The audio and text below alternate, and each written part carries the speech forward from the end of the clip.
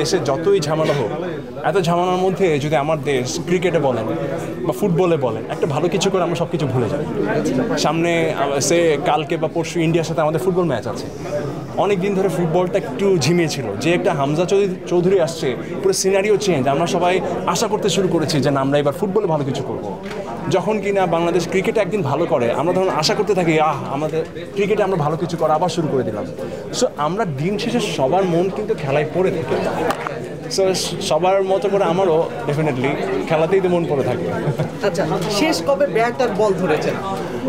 সত্যি বলতে খুব একটা দেরি হয় নাই, কাজ হচ্ছে আমি মোটামুটি মাঝে মাঝে খেলি। আমার শুটিংয়ের ফাঁকে ফাঁকে আমি কিন্তু এখন আবার অনেকে জানে আমি কর্পোরেট ক্রিকেট লিগ খেলা শুরু করেছি ক্রিকেট বলে। সো একদম রোজার আগে আগেও একটা টুর্নামেন্ট আমাদের খেলা হয়েছে, ওই টুর্নামেন্টে একটা ম্যাচ, ওখানে আমরা জিতেছিও। সো সামনে ঈদের পরেও ওই টুর্নামেন্টে খেলা আছে।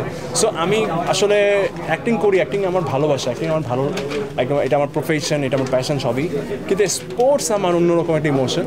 সো আমি পারি না পারি আমি পার্টিসিপেট করার চেষ্টা করি, বাট আমি প্রতিনিয়ত শিখি, শেখার চেষ্টা করি এবং ভালো করার চেষ্টা করি। আমরা সেটা জানি, কিন্তু আপনি কি স্কিলড? এখন আপনার অপোজিটে যারা থাকবেন যদি খেলায় আপনি নামেন তাহলে তো তারা নিশ্চিত পরাজিত। না, আপনি ভুল বললেন, আমি স্কিল্ড না। এবং আপনি জানলে অবাক হবেন, অনেকে অনেক ভালো খেলে।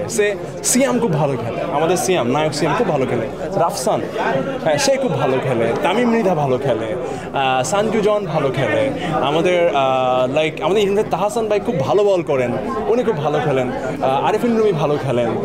সাইমন সাদিক ভালো খেলেন। ইভেন অনেক, আমি কয়জনের কথা বলবো, অনেকে আছেন যারা আসলেই ভালো খেলেন। এবং আমাদের মডেলসদের মধ্যে অনেকে আছেন, দাউদ আছে, রাতুল আছে, অন্তু আছে, যারা প্রপার একদম প্রফেশনাল ক্রিকেটারদের মতো খেলে।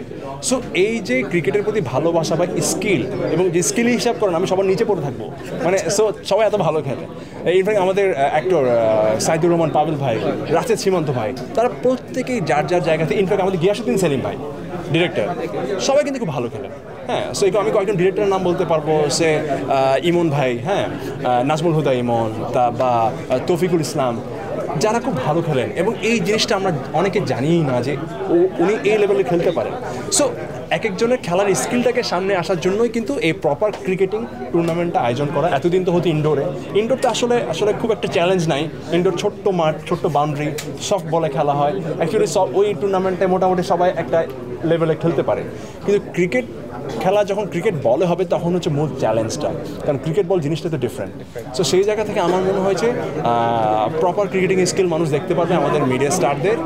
দেখা যাক কি হয়। আপনি যাদের নাম বললেন খুব ভালো খেলে, এমন কি হয়েছে তাদের বলে আপনি 6 মেরেছেন অথবা আপনার বলে তারা 6 মেরেছে? হ্যাঁ, হয়েছে। ইভেন লাস্ট মজার ঘটনা, দুঃখের ঘটনা ভাই। লাস্ট এই যে সিসিএল ইনডোর স্টেডিয়ামে এই যে অন্তু দাঁড়ায় আছে, আমার 5 বলে 500 ছক্কা মারছে। হ্যাঁ, এরপরে আসলে ক্রিকেটে আমি আরো সিরিয়াস হয়ে যায় আর কি। হ্যাঁ, সো এটা তো হয়েছে, আমরা রেগুলার ক্রিকেট খেলি। যেটা হয় হচ্ছে আমাদের বড় একটা গ্রুপ আছে সেলিব্রিটিদেরকে নিয়ে, all star group.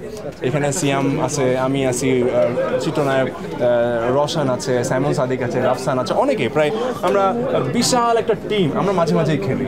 Last year আমাদের একটা টুর্নামেন্ট হয়েছিল, ওখানে আমরা খেলেছি। সো আমরা মোটামুটি সবাই সবার খেলা সম্পর্কে জানি। এবং আমাদের খুব স্বপ্ন যে আমরা ওই সেলিব্রিটি চ্যাম্পিয়ন্স ট্রফির মাধ্যমে একটা প্রপার ক্রিকেট টিম ফর্ম করে আমরা এই টিমটা নিয়ে ইন্ডিয়ার যেসব ফিল্ম ইন্ডাস্ট্রির সেলিব্রিটিরা আছে, বা শ্রীলঙ্কায় আছে, বা পাকিস্তানে আছে, তাদের সাথে খেলা।